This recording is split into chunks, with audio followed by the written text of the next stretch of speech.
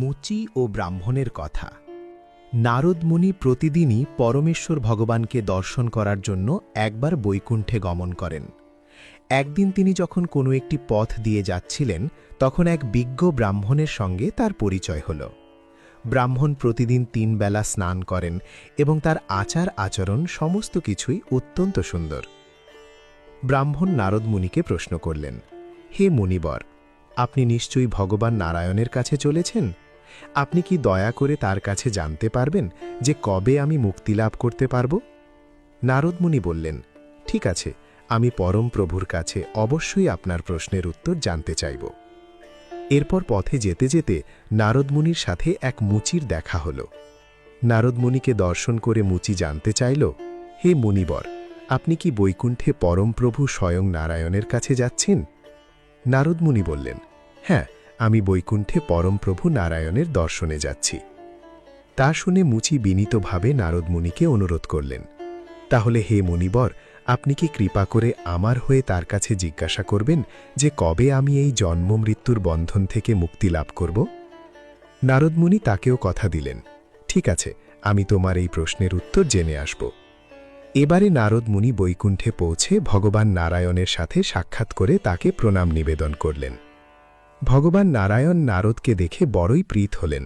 বিভিন্ন কথা বলার পর নারদ মুনি এবার ভগবানের কাছে সেই ব্রাহ্মণ ও মুচির জিজ্ঞাসিত প্রসঙ্গটি উত্থাপন করে জানতে চাইলেন, হে ভগবান, আমি বৈকুণ্ঠে আসার পথে এক পণ্ডিত ব্রাহ্মণ ও এক মুচি আমাকে আপনার থেকে এই প্রশ্নের উত্তর জেনে যেতে বলেছেন যে তারা কবে তাদের জাগতিক বদ্ধ অবস্থা থেকে মুক্তিপ্রাপ্ত হবে।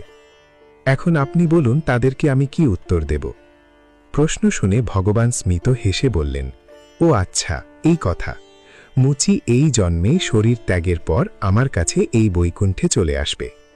এই কথা বলে ভগবান চুপ করে থাকলেন, আর কিছু বললেন না। কিন্তু নারদ মুনি ভগবানকে জিজ্ঞাসা করলেন, হে ভগবান, সেই পণ্ডিত ব্রাহ্মণের কি হবে? ভগবান বললেন, ও, তাকে সেখানে আরও অনেক জন্ম থাকতে হবে। সে যে কবে এই বৈকুণ্ঠে আসতে পারবে তা আমিও জানি না। স্বয়ং নারায়ণের কাছে এই উত্তর শুনে নারদ মুনি অবাক হলেন। তিনি মনে মনে ভাবলেন, একজন মুচি সে এই জন্মে বৈকুণ্ঠধাম প্রাপ্ত হবে, আর এই ব্রাহ্মণ যাকে কিনা আমার নিষ্ঠাবান মনে হল, সে কবে মুক্তি লাভ করবে তার কোনো ঠিক নেই। কৌতূহল চেপে রাখতে না পেরে নারদ মুনি ভগবানকে প্রশ্ন করলেন, হে প্রভু, আপনি বলেছেন মুচি এই জন্মেই বৈকুণ্ঠধাম প্রাপ্ত হবে, কিন্তু ব্রাহ্মণের বেলায় তা হবে না কেন? আমি এই রহস্য কিছুতেই বুঝতে পারছি না। নারদ মুনির প্রশ্ন শুনে নারায়ণ স্মিত হেসে জবাব দিলেন, সেটা তুমি এখনই বুঝতে পারবে না, মর্তে ফিরে গেলে বুঝতে পারবে। তারা যখন তোমাকে জিজ্ঞাসা করবে কৃষ্ণ বা নারায়ণ তার ধামে কি করছিলেন, তখন তুমি বলবে যে ভগবান তার ধামে বসে একটি সূঁচির ছিদ্র দিয়ে একটি হাতিকে একবার প্রবেশ করিয়ে বিপরীত দিক দিয়ে বাহির করছিলেন। নারদ মুনি বললেন, ঠিক আছে প্রভু। এবারে নারদ মুনি যখন মর্তে ফিরে আসলেন এবং সেই ব্রাহ্মণের সাথে দেখা হল, ব্রাহ্মণ তাকে জিজ্ঞাসা করল, হে মুনিবর, ভগবানের সাথে কি আপনার দেখা হয়েছিল? নারদ মুনি বললেন, হ্যাঁ, হয়েছিল তো। ব্রাহ্মণ বলল, আপনার সাথে যখন ভগবানের দেখা হল তখন তিনি কি করছিলেন? নারদ মুনি বললেন, তিনি একটি সূচের ছিদ্র দিয়ে একটি হাতিকে একদিক দিয়ে প্রবেশ করিয়ে অন্য দিক দিয়ে বের করছিলেন। নারদ মুনির এই কথা শুনে ব্রাহ্মণ গম্ভীরভাবে বলল, হে মুনিবর, আমি আপনাকে অত্যন্ত শ্রদ্ধা করি, কিন্তু আজ আপনি আমাকে এসব কি আবোল তাবোল বলছেন আমি ঠিক বুঝতে পারছি না। সূচির ছিদ্রপথ দিয়ে কি হাতিকে প্রবেশ করানো সম্ভব? এসব যুক্তিহীন কথা আমি বিশ্বাস করতে পারছি না। ব্রাহ্মণের কথা শুনে নারদ মুনি বুঝতে পারলেন যে এই ব্যক্তি কেবল পুঁথিগত জ্ঞানেই পণ্ডিত, কিন্তু ভগবানের প্রতি তার আন্তরিক শ্রদ্ধা বা বিশ্বাস নেই। এরপর নারদ মুনির সাথে সেই মুচির দেখা হল। সে একটি বিরাট বটগাছের নিচে বসে তার কাজ করছিল। নারদ মুনিকে দর্শন করেই তাকে প্রণাম করে জানতে চাইল, হে মুনিবর, আপনার সাথে কি পরমেশ্বর ভগবানের সাক্ষাৎ হয়েছিল? তিনি তখন কি করছিলেন? নারদ মুনি মুচিকেও সেই একই জবাব দিলেন, আমার সাথে যখন ভগবান নারায়ণের দেখা হল তখন তিনি একটি সূচির ছিদ্রপথের এক দিক দিয়ে একটি হাতিকে প্রবেশ করিয়ে অন্য পাশ দিয়ে বের করছিলেন। নারদমুনির এই কথা শুনে মুচি আনন্দে উচ্ছ্বসিত হয়ে বলে উঠল, আহ, ভগবানের কতই না লীলার প্রকাশ! তিনি সর্বশক্তিমান। তিনি আমাদের চিন্তার অতীত লীলার প্রকাশ ঘটিয়ে আমাদের আনন্দ বিধান করেন। নারদমুনি তখন মুচির কাছে জানতে চাইলেন, তুমি তাহলে বিশ্বাস করো যে ভগবান একটি সূচের মধ্যে দিয়ে একটি হাতিকে প্রবেশ করাতে পারেন? মুচি বলল, কেন নয়, আমি তা অবশ্যই বিশ্বাস করি। এই বিশ্বাসের কারণটি কি? নারদমুনি প্রশ্ন করলেন। মুচি বলেন, আমি যে বটগাছের নিচে বসে আছি, এই গাছটি থেকে অসংখ্য বটফল মাটিতে ঝরে পড়ছে, আর প্রতিটি ফলের মধ্যে রয়েছে শত শত বীজ। সেই সব বীজের মধ্যেই রয়েছে এই রকম বিরাট মহিরুহু বা বিশাল বটগাছ।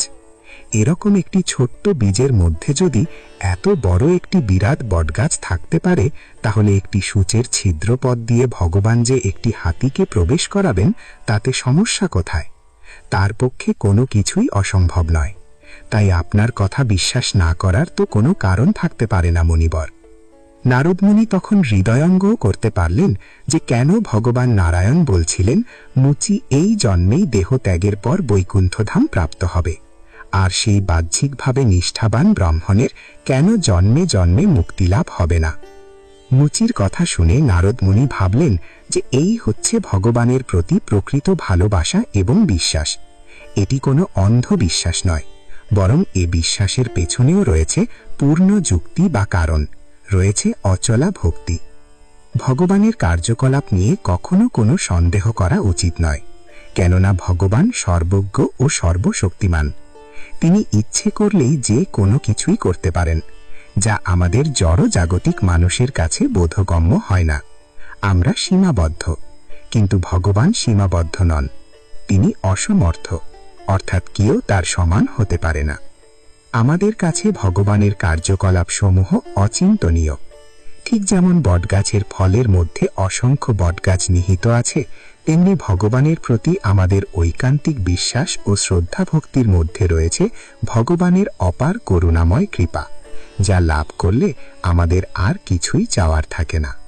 যারা ভক্ত তারা সবসময় ভগবানের সকল ধরনের কার্যকলাপকে সম্ভব বলে মনে করেন, কিন্তু যারা প্রকৃত ভক্ত নয় তারা এই জাগতিক সীমাবদ্ধ বুদ্ধি দিয়ে ভগবানকে বিচার করার চেষ্টা করে, তার বিভিন্ন কার্যকলাপকে অসম্ভব বলে সন্দেহ করে।